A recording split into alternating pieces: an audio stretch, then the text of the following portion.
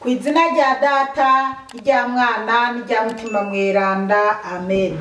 Bene wacu dusange urugendo rugenda mu ijuru, ndabaramukije mu izina rya Yezu Kristu, nitugire Kristu.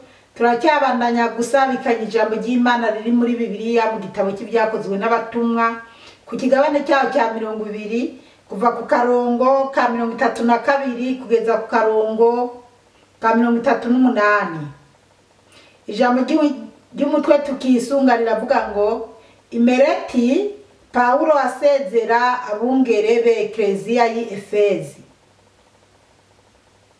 Ubu rero ndabishize mu minwe y'Imana n'ijambo ry'ubuntu bwiwe rirashobora kubaremesha no kubaha iragi hamwe n'aberanda bose, ari ifeza ari inzahabu canke ibyambagwa, ntawe nigeze ndabisaba.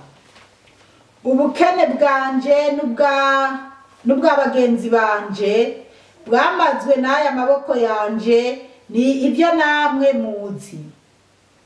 Naraberetse neza ko mu gufasha abakene mwo kwigora nkanje, tukibuka amajambo y'Umukama Yezu ubwiwe we yavuze ati, birahimbaye gutanga gusumba kuronka. Amaze kuvuga ayo majambo arapfukama hamwe nabo barasenga bose, niyo bose baturikisha bakarira, bagwa ku bitugu Paulo baramusoma. Icabajya mu nda ni ya majambo yari yababwiye ati, ntimukinkubita ijisho. Barahava rero baramuherekeza gushika ku bwato. Bene wacu muri Yezu Kristu, iri ni ijambo ry'Imana, dushima Imana. Haleluya, amen. Haleluya, haleluya, haleluya. Amen, amen. Bana b'Imana, turahera ku karongo ka 32 ho twagejeje, haravuga ngo ubu rero ndabishize mu minwe y'Imana n'ijambo ry'ubuntu bwiwe. Ariko arababwira Paulo kwa kundi ariko arabahanura ko muri bo hazokwaduka amabingira, ko muri abo bigisha hazokwaduka ababeshabesha bigishwa. Ubwo rero yarababwiye rero nubwo biri uko ndabishize mu minwe y'Imana. Paulo yarabasengera. Paulo yipfuza ko abo bigisha batazofata nabi intama z'Imana, batazohava basubira inyuma ngo bagwe bonone ibyo mu rusengero. Turabandanya. Rirashobora kubaremesha no kubaha iragi hamwe n'aberanda bose. Yabwira nyimba bashize mu Mana, we yumva ko ijambo ry'Imana rizobaremesha, rizobakomeza, rizobagira abakomeye mu Mana, nk'uko aberanda n'abantu bahimbara Imana. Kandi aho mu isi hariho aberanda bakora icyo Imana ishaka, kuko iyo hataba hari na bakeya isi yararidutse. Rero yabasengera abashira mu Mana kugira baze babe nk'aberanda by'ukuri, ntibaze bahemukire abigisha. Ariko rero yari yavuze ati uko biri kose ninamara kugenda ntibizoroha. Kumbure tuzobandanya turabe ingene byakurikiranye. Reka tubandanye. 33 haravuga ngo ari ifeza ari inzahabu canke ibyambagwa, ntawe nigeze ndabisaba. Bana b'Imana, ijambo naryo rirakomeye. 33 ari ifeza ari inzahabu canke ibyambagwa, ntawe nigeze ndabisaba. Paulo umukozi w'Imana yavuganye na Yezu Kristu, yatowe n'Imana, ariko aravuga ati jewe rero nubwo nabigishije ijambo ry'Imana, nk'abana namwe ntawe nigeze asaba amahera, ntawe nigeze asaba inzahabu ngo shora inzahabu nkunde ntunge, nta n'uwo nasabye impuzu zo kwambara. tukiraha uwotondekanya abakozi b'Imana yosanga bake kweri batatoza amafaranga, cyane cyane abakozi b'Imana biyadukiza batatiwe ku mugaragaro ngo baronke ubupatiri ku mugaragaro, ngo baronke ubupasiteri ku mugaragaro. Mana yanje, abitwa ko twatowe n'Imana kweri, nukuri Imana yoza kugaragaza bukuri yotoramo bake, kuko hari abantu benshi biyadukiza ngo Imana niwe yantumye, ngo Imana yangoye, ngo Yesu yambwiye ngo ndamukorere, ngo Yesu, ngo Imana yambwiye ngo ngende kuyikorera, ngo nzi wawe, ngo ndakubwira ibi nibi ngucuma n'amafaranga nganuku, cyane ngo nibyo nama mvuga. Bibiliya hariho abantu bayisoma bagamije inyungu zayo nk'ahandi ngwenda ngo nimungerageze ngo ku cya 10 ngo n'amaturo, abantu bakigisha babwira abakristo cyangwa se abo mu madini atandukanye ngo ubudatanga icya 10 ngo nta kwinjira mu bwami bw'ijuru, cyane ngo si umwana w'Imana. Mugabo icya 10 ni byiza ko abantu babitanga kubera birakenewe, ariko raba mbega ubwo rusengero uri kuratanga mu cya 10, uwo mupatiri cyangwa uwo mupasiteri uri kuraha icya 10, urazi neza ko cya 10 kiriko kirakora bijya nkuko Imana yari yarategetse ngo gifashe imfubyi n'abapfakazi n'abakora n'ababa ku rusengero rw'Imana cyangwa bene Levi gutyo? Urabizi neza hari abantu benshi badutse bavuga ko bakorera Imana, ko batumwe n'Imana, wanashaka bavuga n'ibintu bikaba, mugabo ari abakozi ba Satani batunze amazu n'amazu. Yewe hari nabo tuzi mu mateka bafise n'indege. Nta mukozi w'Imana guri indege. Ese bana b'Imana, wowe uri umukozi w'Imana, witwa ngo uri umukozi w'Imana ukagura indege? Imana kwe naho umuntu yobintera mu rushinge sinobyemera ko Imana yobwira umuntu ngo genda ugura indege, kandi mu rusengero rwawe hariho abantu barushe, batagira inzu zo kubamwo, batagira ibyo kurya, ngo umbwire ko Imana yakubwiye ngo gura indege. Kwara agakiza k'Imana. Imana yo guha inzu nibyo, Imana yo guha imodoka, Imana yo ariko nabwone nukuraba ibyo ari byo. Ntabwo rero kuko Pawulo wenyene niwe ariko arivugira ngo ari feza ari inzahabu cyane ibyambagwa ntawe nigeze ndabisaba. Pawulo wenyene ntawe yigeze asaba ibintu by'amafaranga, ifeza niyo mafaranga, inzahabu zozo murazizi nyene, ibyo Pawulo ntawe yigeze abisaba, cyangwa amakostime n'iki.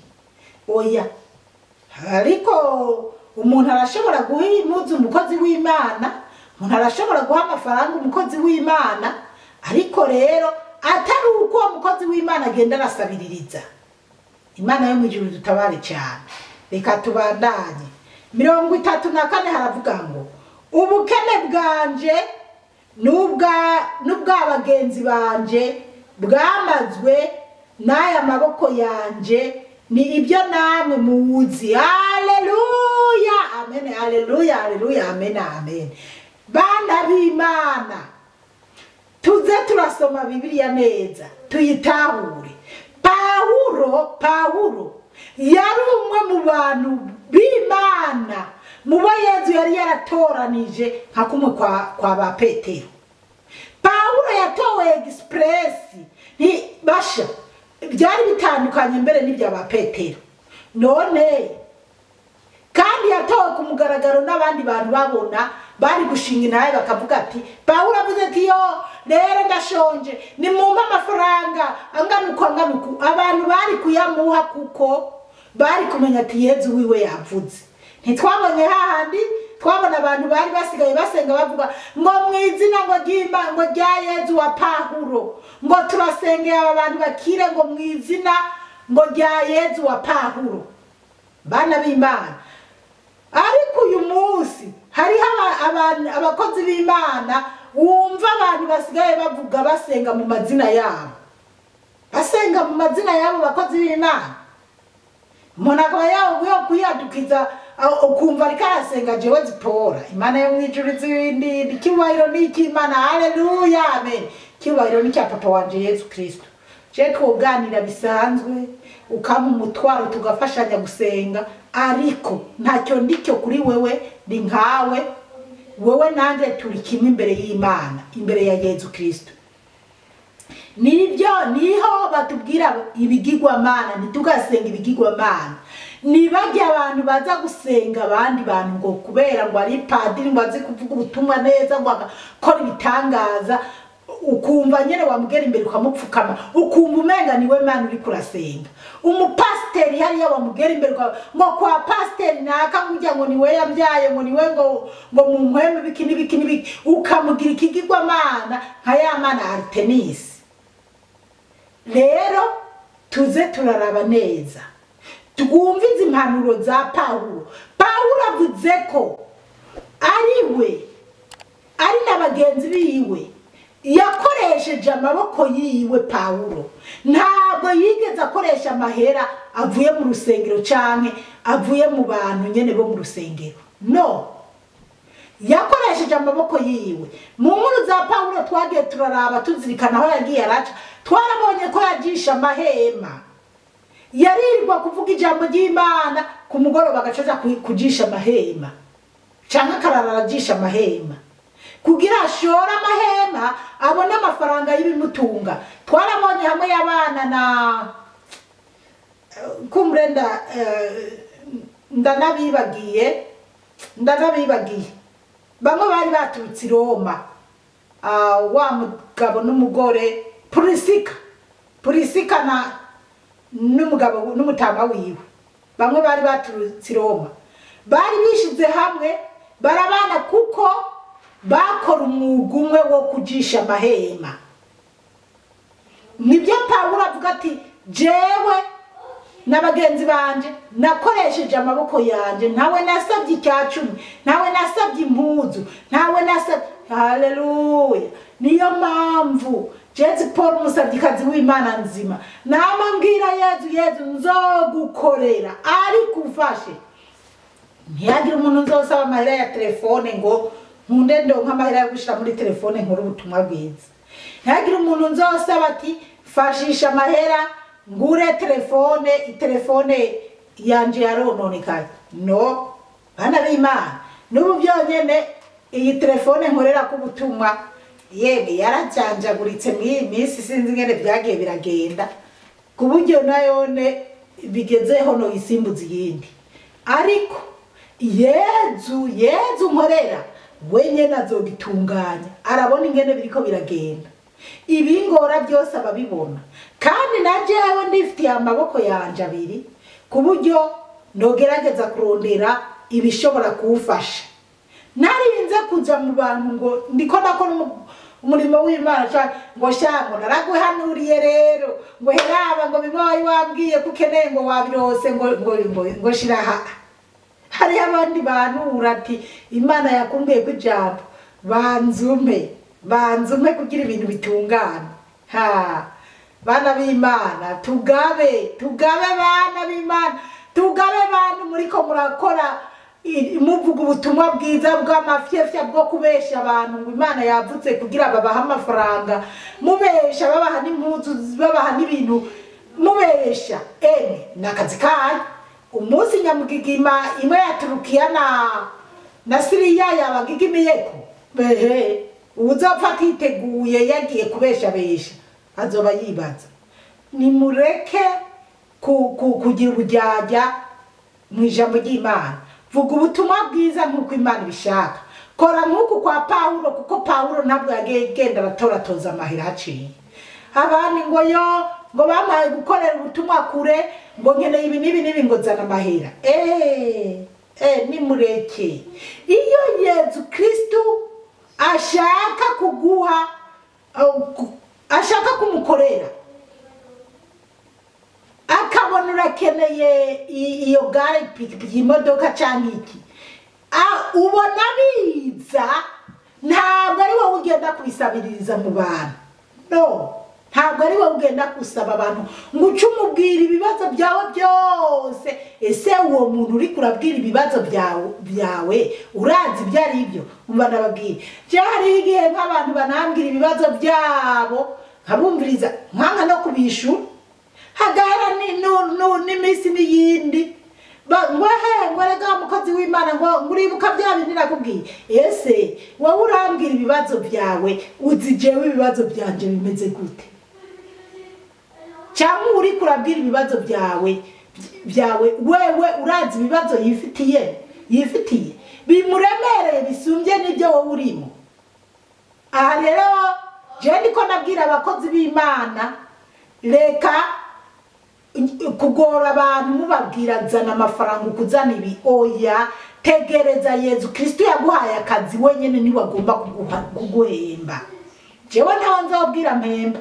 Yesu yampaye akazi, ni wamenya umushahara wanje ingene agomba kumpemba. Reka rero kuza murabesha intama z'Imana. Tubandanye ibi 35 haravuga ngo naraberetse neza ko mu gufasha abakene mwo kwigora nkanje, tukibuka amajambo y'Umukama Yezu ubwiwe we yavuze ati birahimbaye gutanga gusumba kuronka. Mbega amajambo akarisye we. Haleluya, amen. Bana b'Imana, murumvise ingene Pawulo abivuga. Pawulo arabivuga kwe. Pawulo arabivuga, reka ndabisubiremo. Pawulo aravuga ngo naraberetse neza ko mu gufasha abakene mwo kwigora nkanje. Ngo Pawulo yaraberetse ko mu gufasha abakene bo kwigora nk'uko Pawulo yigora, niko yigishije babandi bo muri Ekleziya y'Efezi. Arabigisha ingene bakwiye gufasha abakene, kandi arabapatira n'abapasteri, arabakozi b'Imana, ingene bofasha abakene. Tukibuka amajambo y'Umukama Yezu ubwiwe. Ngo bakibuka amajambo y'Umukama Yezu ubwiwe. Yezu wewe yaravuze ngo ubushaka kw'abandi, ubushaka kuba mukuru nabe mutoya, ubushaka kuba mukuru nabe mutoya, kandi ubushaka kw'abandi bamukorera nakorera abandi. We yavuze ati noneho niko ndavuga, reka twumve ubwo Yezu yavuze. Jeho narinda bijyaniranyije kutariko. Birahimbaye gutanga gusumba kuronka. Haleluya, amen, amen. Tuguhaye amashi Yezu. Iri jambo Yezu yavuze, birabereye gutanga gusumba kuronka. Ngo birabereye gutanga gusumba kuronka. Aya majambo haleluya. Aya majambo ni inkora mutima. Birabereye gutanga gusumba kuguhabwa canke kuronka. Ni muze rero abafise icyo batanga tuze turatanga. Ndaze aba bambwira ngo wewe ngo ngurwigisha ibyo dakora. Nibyo, amazi n'imvura iragwa ntikwira imisozi yose. Nturabe ibyo jewe ingene nkora, kuko benshi ntimunazi ingene mbayeho. Ariko wewe raba nyimba ufise imiliyoni 10 kuri akone, kuramo ibihumbi 100 canke akamiliyoni kamwe ufashe, urabe impfuvyi ugirira neza. Pawulo yari umukozi w'Imana vy'ukuri, akongera agafasha. Noneho yivugiye ati narabibigishije mwarabinyigiye ko. Pawulo rero mu mahema yiwe yajisha no kuvuga ubutumwa bwiza yaragaruka agafasha imfubyi n'abapfakazi n'abatishoboye. 3:6 bavuga ngo amaze kuvuga ayo majambo arapfukama hamwe nabo barasenga bose. Pawulo amaze kubabwira ayo majambo ngo barapfukama ngo barasenga ngo bose hamwe n'abakurambere bo muri Efezi baba mbese barapfukama barasenga kuko bakozwe ku mutima n'ibyo Pawulo ababwiye. Ewe aya majambo uzosanga mu madini menshi ari bake bayigisha bakayateba ko nkuko kwa Pawulo ngo bumvisha abo babereye abategetsi nyimbara abategetsi abo babereye imbere y'Imana ko ahubwo aribo bakwiye kubafasha. Gusa abandi baca bagerageza kurondera hari trufu iza kuzana nama nigira mu masengero hirya no hino. Hari aho ngenda mu masengero mwumva bavuze ngo nibazane inkoko y'amaturo n'imisa yabo itaratangura. Burantunga nubwo mvuze imisa aho niyo abari muri Gatolika kuko muri Gatolika duhereza ku mwanya wabigenewe. Mugabo hari ayandi madini nama nzandagenda ninjiramo mwumva ngo rero ngo babanze bazane inkoko y'Icyacumi hajya ngo niyo nyimbara y'amashimwe bakabitondeka ukuntu. Wewe utangwa gutanza amashika mutaravuga n'ijambo ry'Imana n'abantu ngo bumve nkaraba cyakora hari igihe ndama njanduyeza akanyongorera ngo mwana wanje ngo burya wabonye ngo zurabiraba. Ubwo rero nuko bimeze. 3:8 haravuga ngo niho bose baturikisha bakarira bagwa ku bitugu Pawulo baramusoma. Ngo bose baca baraturikisha bararira ngo bagwa ku bitugu bya Pawulo baramusoma. Kubera iki? Bari bakunze amajambo Pawulo abigishije, bari bakunze inyigisho za Pawulo, impanuro za Pawulo, kuko ababwiye ukuri kw'ingene bagomba kwitwara. 3:8 haravuga ngo icabajya munda ni ya majambo yari yababwiye ati ngo icabajya munda ni ya majambo yari yababwiye reka tuyaraba yariyo. Nimukinkubita ijisho. Barahava rero baramuherekeza gushika ku bwato.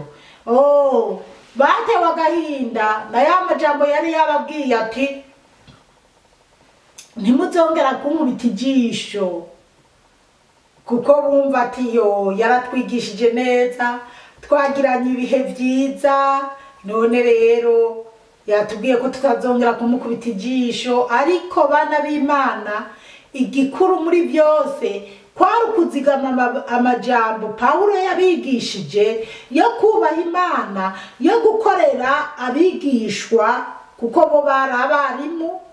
Kumbure harimo n'abigishwa muri abo, ariko hasaba bari abarimu na cyane cyane ijambo ry'umutwe rivuga ngo imereti Pawulo asezera abungere b'Ekleziya y'Efezi. Aha rero twumva ko hari imereti Pawulo yari karasezera asezera abungere b'Ekleziya y'Efezi. Abungere rero ni ukuvuga abapatiri n'abapasiteri, umwanya nk'abapatiri cyangwa abapasiteri cyangwa se abashehe.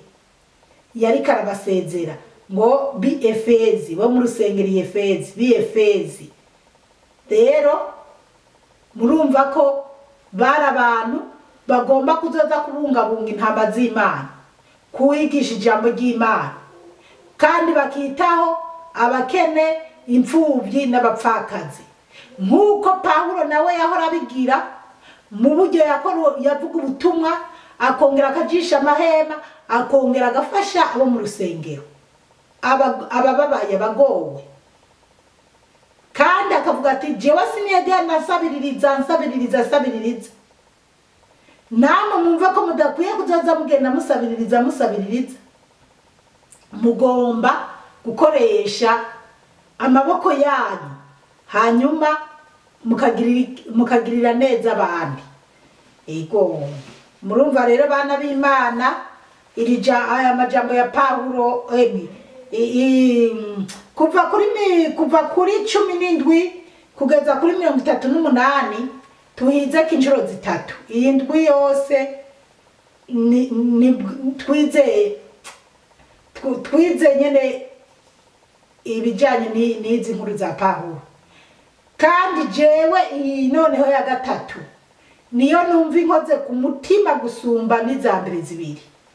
Irankoze ku mutima kuburyo Imana yo mwijuru izokomeza imbe hafi, sinzohave sabiririza amafaranga ngo ndiko ndakora ubutumwa bw'Imana. Oya, ahubwo Mukama azoza arahezagira ibi biganza byanje kugira nzoze ndahezagira abandi nkuko Pawulo yabikora. Imana izoza irampezagirira imirima yanje, ninarima bize bigende neza, nzembo n'ibirayi fashisha mpabandi, canke ibitoke, canke ibiharage, ibintu nk'ibyo. Imana izoza irahezagira ibiganza byanje. Kubera uri umuntu ufise umurima, uri umuntu ufise itongo, ukabura umuvuga butumwa, wogombye kurima iryo tongo ukanakora ubutumwa kandi ugafasha abandi. Hari na babandi rero bihebera Imana bakaba ku masengero, aribo nka babandi benereze, babandi babyihebeye bakaba ku rusengero, nibo bakwiye kujya kiya cya 10 no kugifashisha ipfubyi. Ariko uri umuntu uri mu itongo, urima ufise itongo, ntukavuga ngo uzojya ngo by'abakristo bazanye canke abo mu rusengero rwawe bazanye ngo niko muri Bibiliya handitse. Oya, Pawulo siko yabitwigishije. Mukama Imana abahezagire cyane, mwarahezagiwe n'Imana. Ku izina rya Data n'irya Mwana n'irya Mutima Mweranda, amen. Turagusenga Yesu, turakuninahaza.